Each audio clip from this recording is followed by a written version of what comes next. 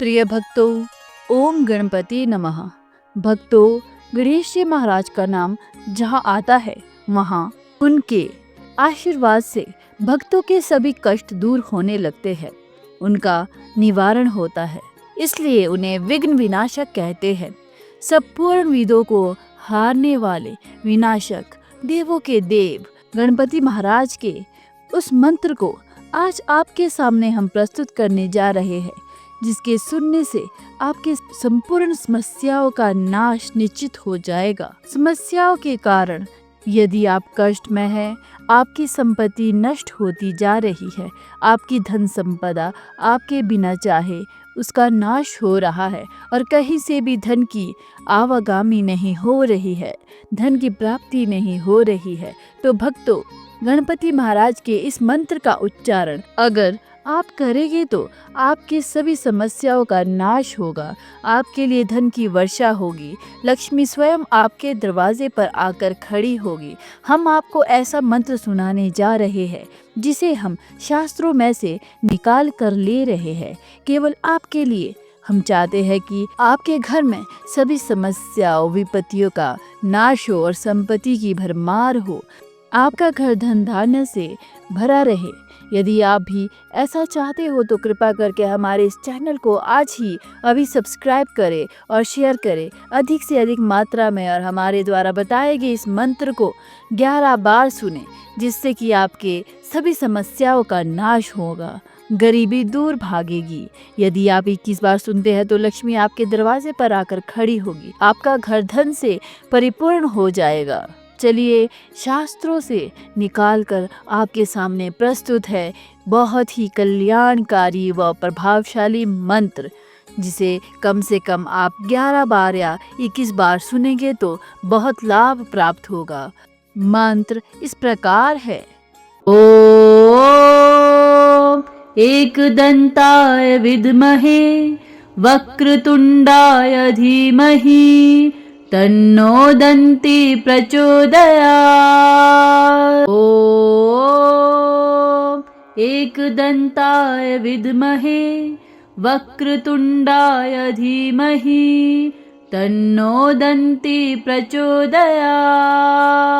ओम एकदंताय विद्महे वक्रतुंडाय धीमहि तन्नो दन्ति प्रचोदयात्। ओम एकदंताय विद्महे वक्रतुंडाय धीमहि तन्नो दन्ति प्रचोदयात्। ओम एकदंताय विद्महे वक्रतुंडाय धीमहि तन्नो दन्ति प्रचोदयात्। ओम एकदंताय विद्महे वक्रतुंडाय धीमहि तन्नो दन्ति प्रचोदयात्। ओम एकदंताय विद्महे वक्रतुंडाय धीमहि तन्नो दन्ति प्रचोदयात्। ओम एकदंताय विद्महे वक्रतुंडाय धीमहि तन्नो दन्ति प्रचोदयात्। ओम एकदंताय विद्महे वक्रतुंडाय धीमहि तन्नो दन्ति प्रचोदयात्। ओम एकदंताय विद्महे वक्रतुंडाय धीमहि तन्नो दन्ति प्रचोदयात्। ओम एकदंताय विद्महे वक्रतुंडाय धीमहि तन्नो दन्ति प्रचोदयात्। ओम एकदंताय विद्महे वक्रतुंडाय धीमहि तन्नो दन्ति प्रचोदयात्। ओम एकदन्ताय विद्महे वक्रतुण्डाय धीमहि तन्नो दन्ती प्रचोदयात्। ॐ एकदन्ताय विद्महे वक्रतुण्डाय धीमहि तन्नो दन्ती प्रचोदयात्। ॐ एकदन्ताय विद्महे वक्रतुण्डाय धीमहि तन्नो दन्ती प्रचोदयात्। ॐ एकदन्ताय विद्महे वक्रतुण्डाय धीमहि तन्नो दन्ती प्रचोदयात्। ॐ एकदन्ताय विद्महे वक्रतुण्डाय धीमहि तन्नो दन्ती प्रचोदयात्। ॐ एकदन्ताय विद्महे वक्रतुण्डाय धीमहि तन्नो दन्ती प्रचोदयात्। ॐ एकदन्ताय विद्महे वक्रतुण्डाय धीमहि तन्नो दन्ती प्रचोदयात्। ॐ एकदन्ताय विद्महे वक्रतुण्डाय धीमहि तन्नो दन्ती प्रचोदयात्। ॐ एकदन्ताय विद्महे वक्रतुण्डाय धीमहि तन्नो दन्ती प्रचोदयात्। ॐ एकदन्ताय विद्महे वक्रतुण्डाय धीमहि तन्नो दन्ती प्रचोदयात्। ॐ एकदन्ताय विद्महे वक्रतुण्डाय धीमहि तन्नो दन्ती प्रचोदयात्। ॐ एकदन्ताय विद्महे वक्रतुण्डाय धीमहि तन्नो दन्ती प्रचोदयात्। ॐ एकदन्ताय विद्महे वक्रतुण्डाय धीमहि तन्नो दन्ती प्रचोदयात्। ॐ एकदन्ताय विद्महे वक्रतुण्डाय धीमहि तन्नो दन्ती प्रचोदयात्। ॐ एकदन्ताय विद्महे वक्रतुण्डाय धीमहि तन्नो दन्ती प्रचोदयात्। ॐ एकदन्ताय विद्महे वक्रतुण्डाय धीमहि तन्नो दन्ती प्रचोदयात्। ॐ एकदन्ताय विद्महे वक्रतुण्डाय धीमहि तन्नो दन्ती प्रचोदयात्। ॐ एकदन्ताय विद्महे वक्रतुण्डाय धीमहि तन्नो दन्ती प्रचोदयात्। ॐ एकदन्ताय विद्महे वक्रतुण्डाय धीमहि तन्नो दन्ती प्रचोदयात्। ॐ एकदन्ताय विद्महे वक्रतुण्डाय धीमहि तन्नो दन्ती प्रचोदयात्। ॐ एकदन्ताय विद्महे वक्रतुण्डाय धीमहि तन्नो दन्ती प्रचोदयात्। ॐ एकदन्ताय विद्महे वक्रतुण्डाय धीमहि तन्नो दन्ती प्रचोदयात्। ॐ एकदन्ताय विद्महे वक्रतुण्डाय धीमहि तन्नो दन्ती प्रचोदयात्। ॐ एकदन्ताय विद्महे वक्रतुण्डाय धीमहि तन्नो दन्ती प्रचोदयात्। ॐ एकदन्ताय विद्महे वक्रतुण्डाय धीमहि तन्नो दन्ती प्रचोदयात्। ॐ एकदन्ताय विद्महे वक्रतुण्डाय धीमहि तन्नो दन्ती प्रचोदयात्। ॐ एकदन्ताय विद्महे वक्रतुण्डाय धीमहि तन्नो दन्ती प्रचोदयात्। ॐ एकदन्ताय विद्महे वक्रतुण्डाय धीमहि तन्नो दन्ती प्रचोदयात्। ॐ एकदन्ताय विद्महे वक्रतुण्डाय धीमहि तन्नो दन्ती प्रचोदयात्। ॐ एकदन्ताय विद्महे वक्रतुण्डाय धीमहि तन्नो दन्ती प्रचोदयात्। ॐ एकदन्ताय विद्महे वक्रतुण्डाय धीमहि तन्नो दन्ती प्रचोदयात्। ॐ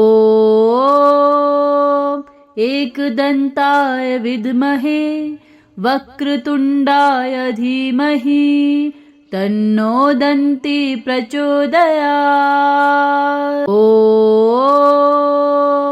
एकदन्ताय विद्महे वक्रतुण्डाय धीमहि तन्नो दन्ती प्रचोदयात्। ॐ एकदन्ताय विद्महे वक्रतुण्डाय धीमहि तन्नो दन्ती प्रचोदयात्। ॐ एकदन्ताय विद्महे वक्रतुण्डाय धीमहि तन्नो दन्ती प्रचोदयात्। ॐ एकदन्ताय विद्महे वक्रतुण्डाय धीमहि तन्नो दन्ती प्रचोदयात्। ॐ एकदन्ताय विद्महे वक्रतुण्डाय धीमहि तन्नो दन्ती प्रचोदयात्। ॐ एकदन्ताय विद्महे वक्रतुण्डाय धीमहि तन्नो दन्ती प्रचोदयात्। ॐ एकदन्ताय विद्महे वक्रतुण्डाय धीमहि तन्नो दन्ती प्रचोदयात्। ॐ एकदन्ताय विद्महे वक्रतुण्डाय धीमहि तन्नो दन्ती प्रचोदयात्। ॐ एकदन्ताय विद्महे वक्रतुण्डाय धीमहि तन्नो दन्ती प्रचोदयात्। ॐ एकदन्ताय विद्महे वक्रतुण्डाय धीमहि तन्नो दन्ती प्रचोदयात्। ॐ एकदन्ताय विद्महे वक्रतुण्डाय धीमहि तन्नो दन्ती प्रचोदयात्। ॐ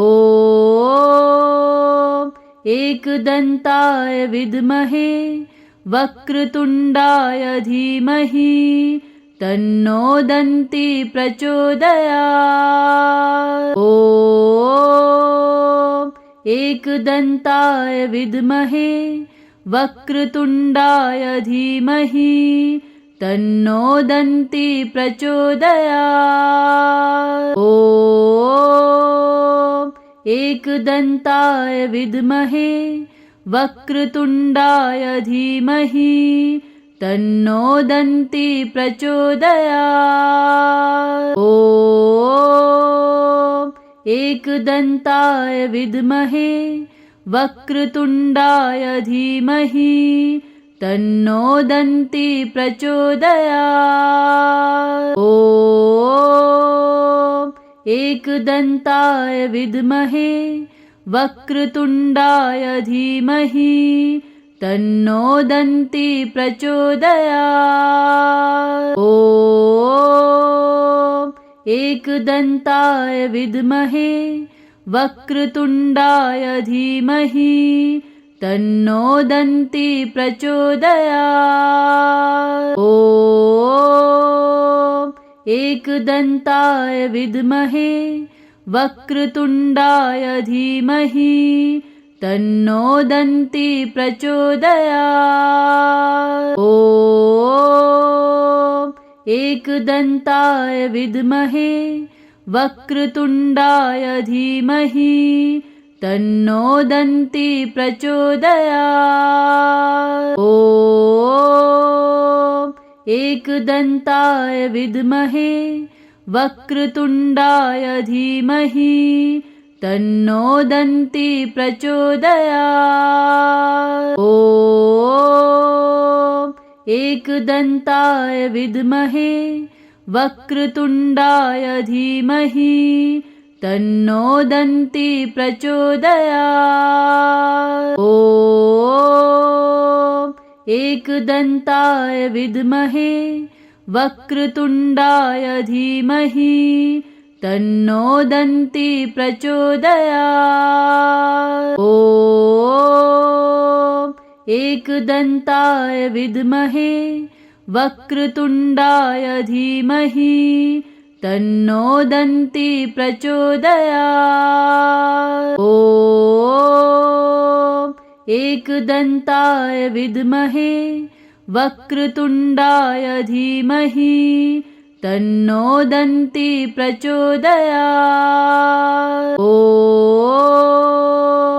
एकदन्ताय विद्महे वक्रतुण्डाय धीमहि तन्नो दन्ती प्रचोदयात्। ॐ एकदन्ताय विद्महे वक्रतुण्डाय धीमहि तन्नो दन्ती प्रचोदयात्। ॐ एकदन्ताय विद्महे वक्रतुण्डाय धीमहि तन्नो दन्ती प्रचोदयात्। ॐ एकदन्ताय विद्महे वक्रतुण्डाय धीमहि तन्नो दन्ती प्रचोदयात्। ॐ एकदन्ताय विद्महे वक्रतुण्डाय धीमहि तन्नो दन्ती प्रचोदयात्। ॐ एकदन्ताय विद्महे वक्रतुण्डाय धीमहि तन्नो दन्ती प्रचोदयात्। ॐ एकदन्ताय विद्महे वक्रतुण्डाय धीमहि तन्नो दन्ती प्रचोदयात्। ॐ एकदन्ताय विद्महे वक्रतुण्डाय धीमहि तन्नो दन्ती प्रचोदयात्। ॐ एकदन्ताय विद्महे वक्रतुण्डाय धीमहि तन्नो दन्ती प्रचोदयात्। ॐ एकदन्ताय विद्महे वक्रतुण्डाय धीमहि तन्नो दन्ती प्रचोदयात्। ॐ एकदन्ताय विद्महे वक्रतुण्डाय धीमहि तन्नो दन्ती प्रचोदयात्। ॐ एकदन्ताय विद्महे वक्रतुण्डाय धीमहि तन्नो दन्ती प्रचोदयात्। ॐ एकदन्ताय विद्महे वक्रतुण्डाय धीमहि तन्नो दन्ती प्रचोदयात्। ॐ एकदन्ताय विद्महे वक्रतुण्डाय धीमहि तन्नो दन्ती प्रचोदयात्। ॐ एकदन्ताय विद्महे वक्रतुण्डाय धीमहि तन्नो दन्ती प्रचोदयात्। ॐ एकदन्ताय विद्महे वक्रतुण्डाय धीमहि तन्नो दन्ती प्रचोदयात्। ॐ एकदन्ताय विद्महे वक्रतुण्डाय धीमहि तन्नो दन्ती प्रचोदयात्। ॐ